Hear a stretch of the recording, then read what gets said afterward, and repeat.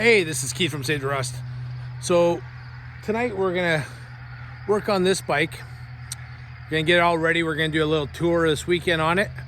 Planning on about 500 kilometers. It's 300 plus miles, and it'll be an interesting ride to watch for it. So I started degreasing the bike because I'm not one to really wash my bike a lot, but I'm gonna do some service on it, get it ready for this weekend's trip. And as I was degreasing it,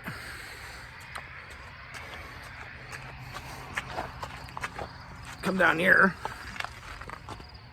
right in here, I'm not sure if you can see it, but I lost a cap on my float bowl.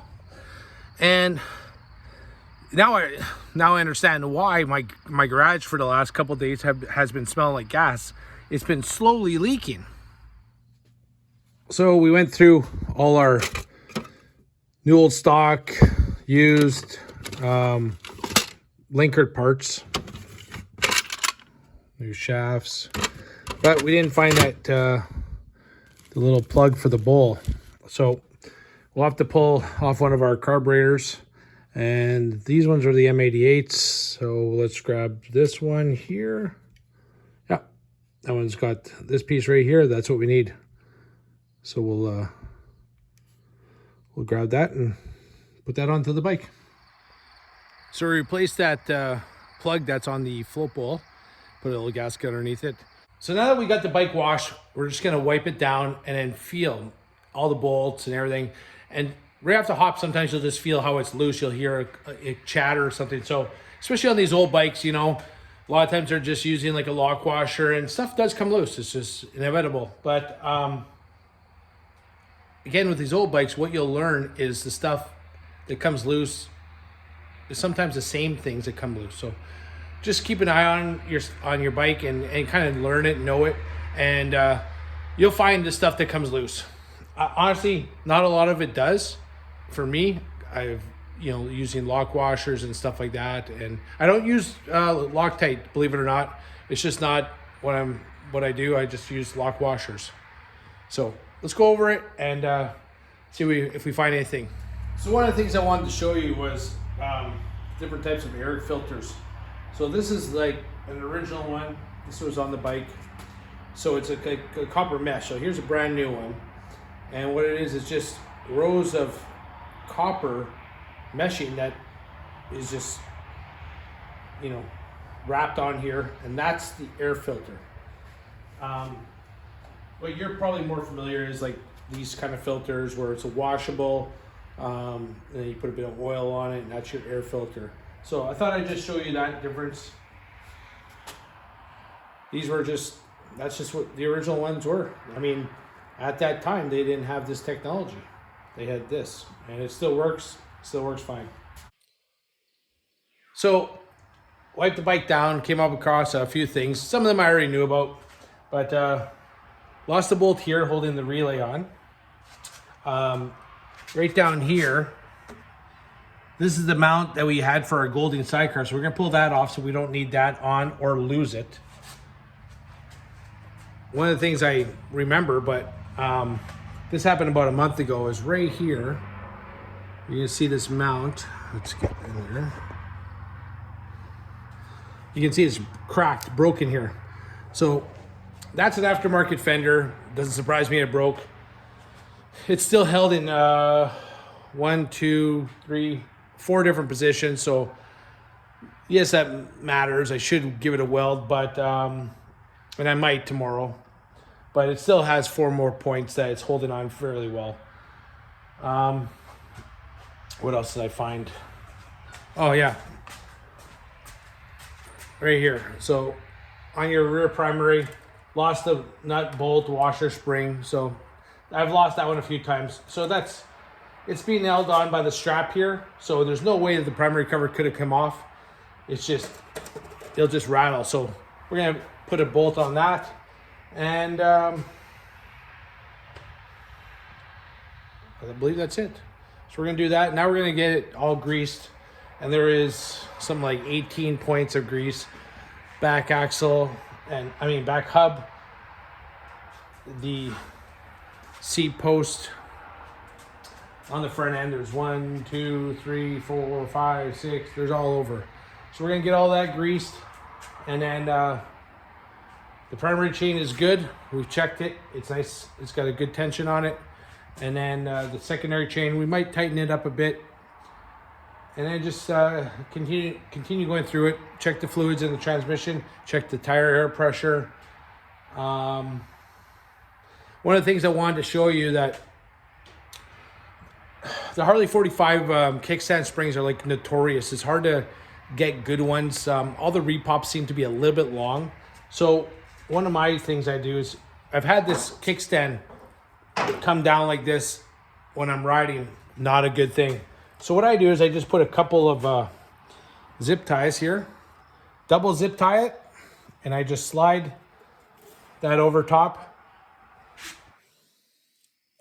and it can't come out anymore. So kind of hokey, but you know what? Hasn't fallen off since, and or fallen down, which is very dangerous, because if you're going to a corner, it could put you into the ditch, you know, because it's going to grab the road, and it could get into trouble. So, you know, just for myself, mentally, I've done this for years, and as soon as I put it on, I don't even worry about my kickstand anymore, because it doesn't matter which 45 I've taken. It seems like I've never gotten a really good kickstand spring. Hey, maybe someone's got a better supplier. If you do, put it in the comments, because I would love to find a really good kickstand spring. One of the other things we're going to do is we're going to change the headlight.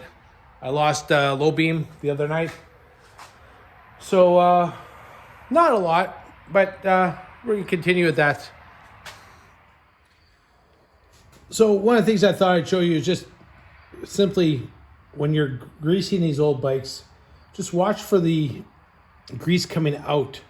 The grease I have written here right now is a Red Tech.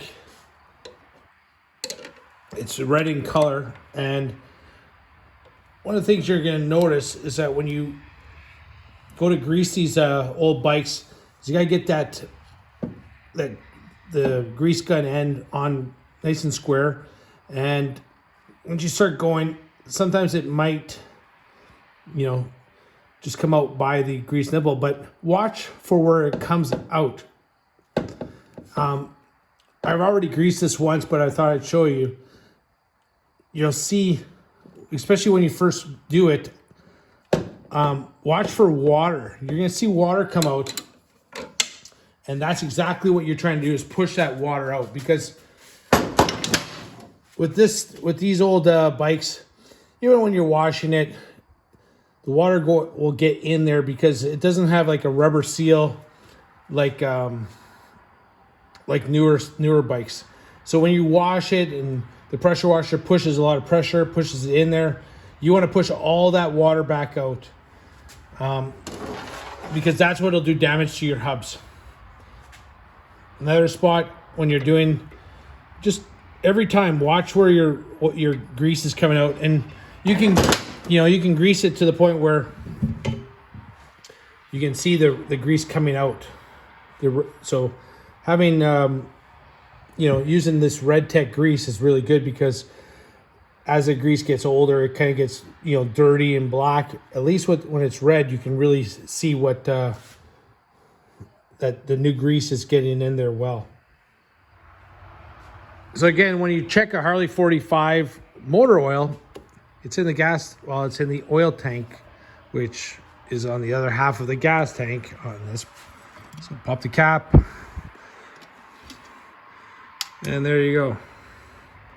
You can see on the dipstick, we're right at the top of the refill. And what I use in this bike is straight 50, straight 60. So for the transmission, I just use gear oil.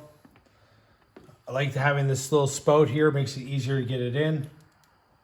And you just fill it up till it starts kind of running out.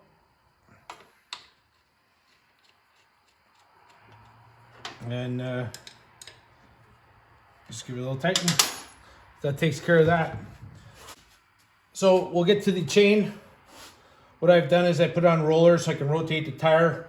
And here's a loose spot. This chain is getting pretty much worn out. After this tour, I think that'll be it for it. Actually, this season will be it for it. So loosen the jam nut here. And then what you want to do is you want to kind of put just the same amount of adjustment on this side as on that side.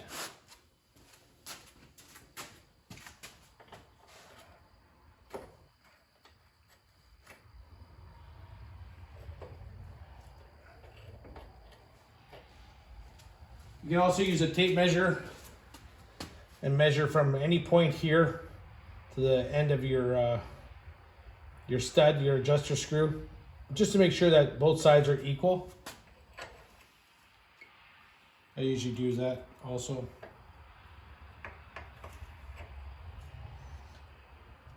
So we're a lot tighter here. And we'll just rotate the tire, make sure that we don't have a tight spot, like a really tight spot.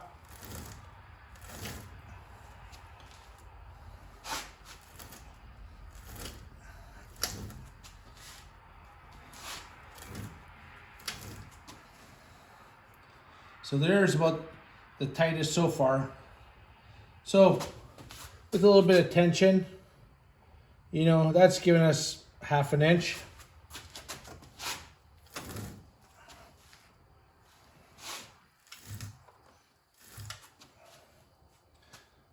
And that's about even a little bit tighter. So again, you know, 1/2 inch, something like that. So to me, that's good.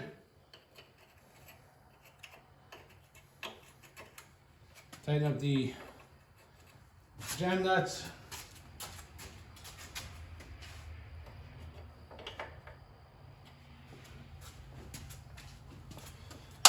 And then tighten the nut that holds the brake backing plate.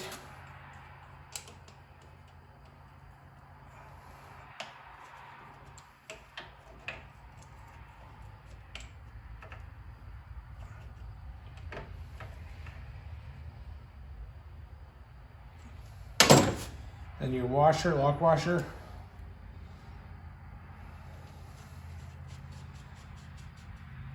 And your nut, your axle nut.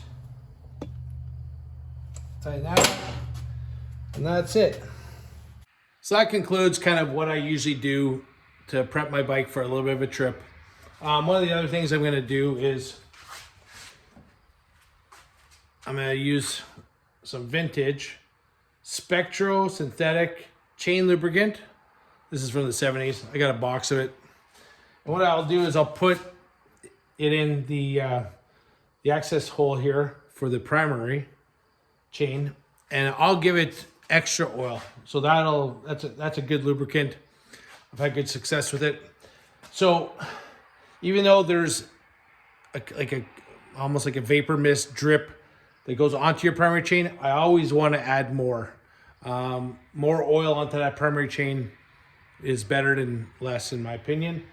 And that's what works for me.